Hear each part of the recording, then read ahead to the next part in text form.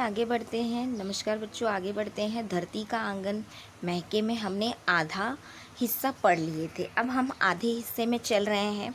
तो आधे हिस्से में हम ये देखना चाहते हैं, अभी इनका परिचय तो हमने देख लिए हैं कि उन्होंने क्या क्या किया है, प्रमुख कृति भी देख लिए हैं, पद्य के संबंधित इसमें क्या क्या है वो हम देख रहे हैं, जिसमें से हमने आधा देख चुके हैं, अब आधा देख रहे हैं।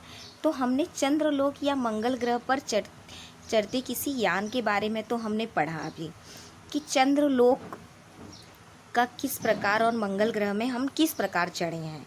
हमने यान खुद ही से विमान बनाया और खुद ही से हमारे विज्ञान को हमने आगे बढ़ाया। अस्त्रों को इंसानों से हासिल किया, उसे बताया कि ये अस्त्र भी हमने खुद ही तैयार किए। तो अभी हम देखते हैं आगे किस प्रकार से किया जाएगा। सांस सांस में जीवन पट बुनकर प्राणों का तन ढकती, सदाचार की शुभ्र शलंका मन सुंदरता आलकती। इसका मतलब है, प्रत्येक कवि कहते हैं प्रत्येक मनुष्य के जीवन में मानव गुण जैसे सदाचार्य, पवित्रता आदि से परिपूर्ण होता है।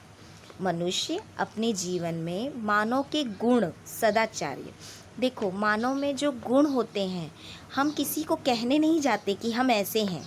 अपने हर सांस सांस में, अपनी बोली में, अपने स्वभाव में वो नज़र आता है। हम किसी को ये नहीं कहने जाते कि हम बहुत बोलते हैं या हम बहुत शांत हैं। अगर मानो उस जगह उस इंसान से परख होती है तो उस इंसान से परख होने के बाद पता चल जाता है कि वो मनुष्य किस प्रकार का है। वो सदाचार्य है, पवित्र है, आदि परिपूर्ण है, नैतिक गुण है, उसमें सुंदरता है, अपरिचित है वो सबसे।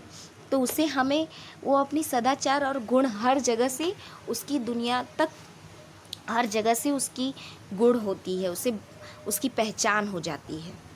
तो इस प्रकार से इसका मतलब ये था, मनुष्य को किस प्रकार अपने गुण सदाचार पवित्रता के बारे में हमें बताना बताने की आवश्यकता नहीं होती। हमें उस इंसान या मनुष्य के बारे में पता चल जाता है, उनके गुणों को देख के पता चल जाता है। हम जिस ढांचे में ढलते हैं उस ढांचे में हमें उस प्रकार की बातें पता चलती हैं। प्रतिभा का पैमाना मेघा की ऊंचाई नापता है, मानव का मीटर मन की गहराई मापता है।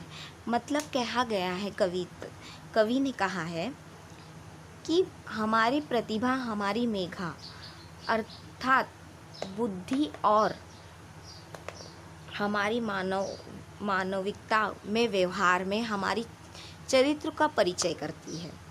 हम किस प्रकार से हैं, हमारा क्या है, वो हमारी चरित्र अपने हम कहते हैं ना, एक नेचर होता है, हमारा स्वभाव होता है, उस पर जाता है कि हम किस प्रकार से रहते हैं, हमारी मन की गहराई क्या है, हमारी सोच क्या है।